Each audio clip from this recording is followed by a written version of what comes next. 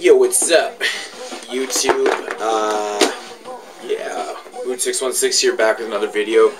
I just got a chat with my homeboy the other day, and we were just kind of bullshitting about hip-hop, and we just, one conversation topic led to another, and we started talking about, like, your top 10 favorite producers / MCs of all time.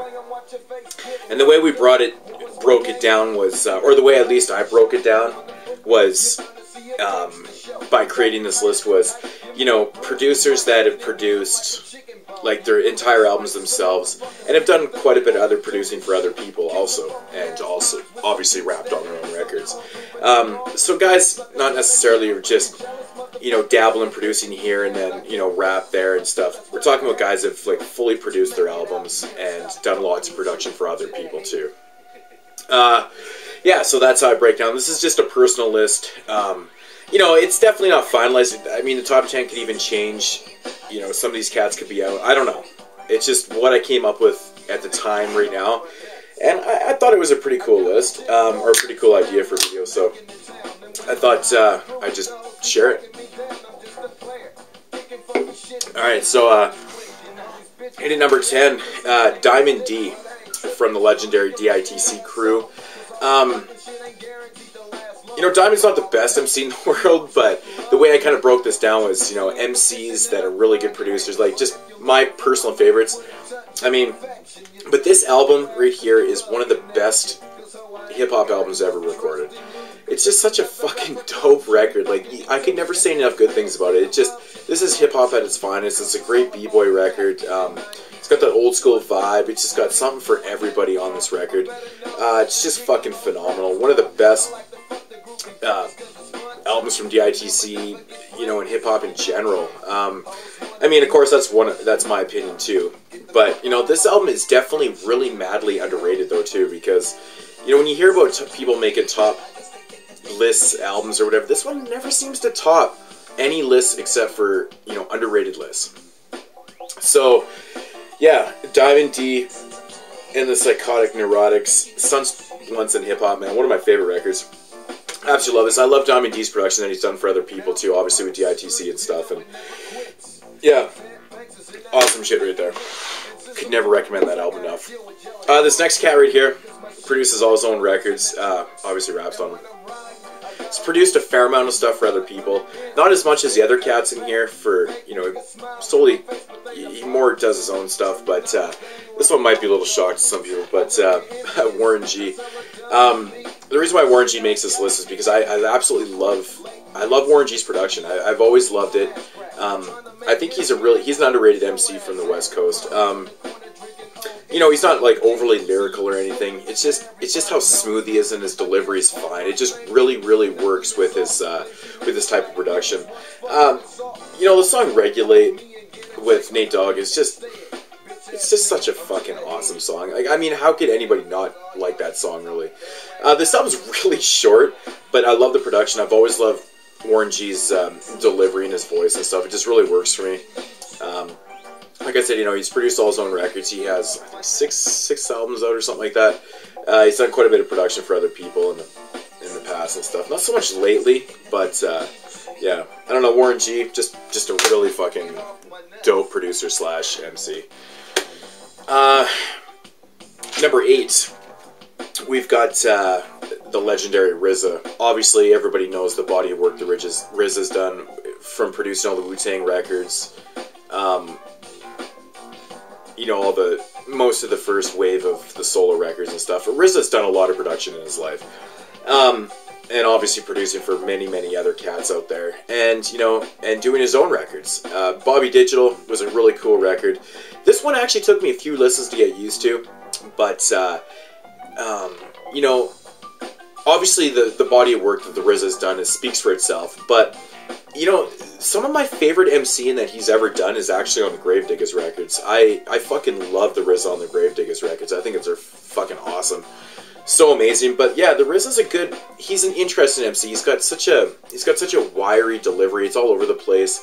But if you actually listen to him, he's spitting some pretty lyrical shit though, man. He's pretty good on that end of the music business, right? So yeah, the RZA, man, obviously, like I said, his production's amazing, lyrically wise, and delivery, it's interesting, but, you know, it works. It works. I think the RZA's dope, man. Number 7, MF Doom.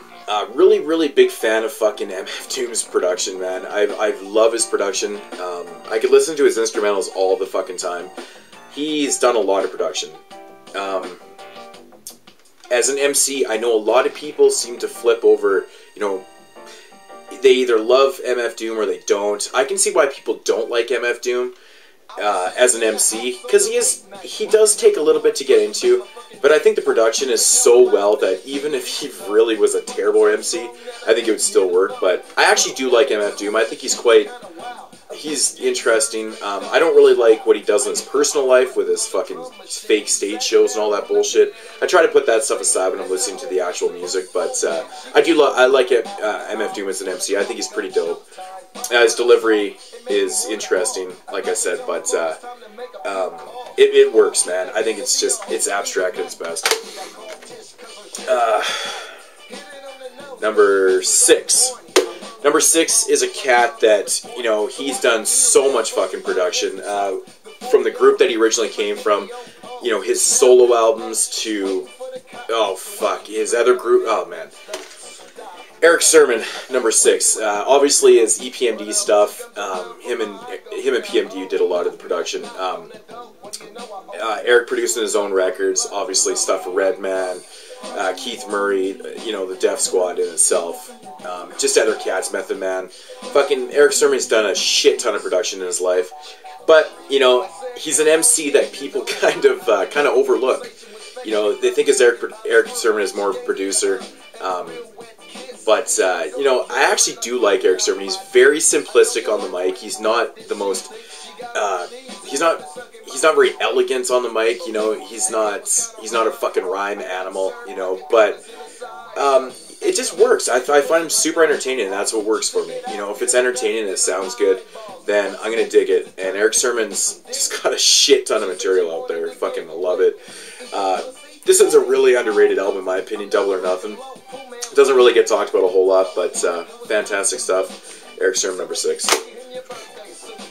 Into the top 5 here. Now, this is a cat that I feel that his production is so fucking good, man. He's one of the best producers in the West Coast, you know, and he's grown as an MC. You know, he even said himself that he used to focus on more about being a producer, making that music. You know, he's a musician, he does all the instruments and stuff. But, you know, from his very first record till, you know, now, like, he's elevated his lyricism and stuff, and I'm talking about DJ Quik. You know, from his first album, he listens to some of the rhymes. They're so simplistic and kind of babyish and stuff. But he started to really elevate, even by this record, which was his 3rd album. I just fucking love the production on this album. I think it's just fantastic, man. It's just that West Coast kind of... It's just bumping music, man. DJ Quik has got a huge discography. I mean, he's got quite a few albums himself, but he's done a lot of production for other people. AMG, you know, Tupac, fucking, the list goes on. Second to None, you know, Mossberg, all those cats, man. He, you know, just a fantastic producer, but, you know, like I said, he's elevated in the microphone game so much over his career that I really have grown to appreciate him on the mic so much, and I've always loved his production, though. His production definitely could stand by itself. You could just kind of hear his albums. You don't really necessarily have to listen that much, but I think he's improved so much. Number 5, DJ Quik. Number 4 is cat from my favorite group of all time, and it's Q-Tip. Obviously, the production on the Tribe Called Quest album that he was a part of. You know, as for his production himself, he's produced for he's done tracks here and there for other people, not so much as these other guys. Q-Tip kind of lays low a little bit, but he does do production. But, you know, Q-Tip is an MC. I fucking love how smooth he is. His delivery is fantastic. You know, he's never been the most lyrical person in the world, but, you know, like I said, if it's entertaining, it's fucking, that works for me. But no, I've always loved Q-Tip's production, man. I think he's a very, very underrated producer. I think he's underrated because he doesn't do a whole lot, but as a producer / MC, fucking amazing. But you cannot you know, the mastermind behind the first Tribe Called Quest albums are just fucking amazing. The shit, the samples, and the way he produced them and stuff, just fantastic. On to number 4. This is a cat in the background, if you can hear it right now. I've always found that his production is so fucking dope. And, you know, he even stated himself that he actually quit rapping because he because he actually said that he was not a good MC. He was tired of embarrassing himself on the mic. I think he's fucking kind of tripping out a little bit, because I think he's actually very entertaining. But his production speaks for itself. He's done a lot. You know, Banks has something like, I don't know, 5 plus the TYTW. I don't know, man. He's got quite a few albums, actually. He produced, you know, a lot of stuff for Too Short, Pooh Man, lots of cats, Spice One, fucking Rappin' Forte. Fuck, the production list goes on. Dangerous Dame. It just goes on and on and on. But, yeah, Banks used to produce his own records, rap on them. I absolutely love this album. Sitting on Something Fat. Love the album cover. Entertaining West Coast joints. I mean, if you like West Coast, I mean, you know, I mean, it's not really gangster music. It's kind of pimpish gangster, you know, I guess, to the point. But I fucking love it, man. The beats are just fantastic. Some of the best stuff. I mean, I grew up with this stuff. So. And Banks, you know, can't just listen to the East Coast all the time. Got to dab in the West. Yeah, so number 2 is a cat that started in the early 90s, producing for a group called Main Source. Went solo, he's done a shit ton of production, produces all his own albums, produces a lot of tracks for other MCs, everyone knows. Large Professor. He's got some instrumental records out. But no, I've always been a big fan of Large Professor. I really like him as an MC. I think he's really good, actually. I don't know, he's not a very lyrical MC, but it really works. What he's saying and how he delivers it, and he's just for his beats, and I don't know, everything just seems to work for Large Professor, man. He never does anything wrong, from the Main Source stuff all the way to all his solo records. I think everything is fucking amazing. And yeah, I mean, and the amount of production he's done for other people, remixes, you know, original tracks, it's an endless list, and Large Pro never really seems to fail me, ever. So yeah, number 2, Large Professor. And this cat's at number 1 because I think he's the best MC out of all these groups, hands down. Maybe not the best producer, but as an MC point, yeah, his production is fucking phenomenal too. But MCing, man, this guy is one of the most underrated MCs of all time. And honestly, like, just listen to this cat spit. He's so fucking good. So many people have bit the shit out of the one and only Lord Finesse. I think his production with DITC is phenomenal. But as an MC, I think he's just so sick, man. Like, the way he spits, he's funny. All his fucking, you know, his puns and fucking, I don't know, man. He's just a great, very, very classy MC. And I think he's highly underrated, man, you know. Lord Finesse still produces for people here and there. His production isn't what it used to be, but, you know, definitely not, you know, something like The Awakening. This album is just ridiculously classic. You know, this is one of those records that's kind of interesting because is it an album or an EP? It's considered an album, but there's like 9 songs on here or something like that, and, you know, out of 15 tracks or something like that. So yeah, but The Awakening, Lord Finesse, man, spitting multiples, fucking, I don't know, just his delivery, everything about Lord Finesse, man, is just fantastic. Yeah, so another cat started with a DITC member and ended with a DITC member. But yeah, one of the best crews ever.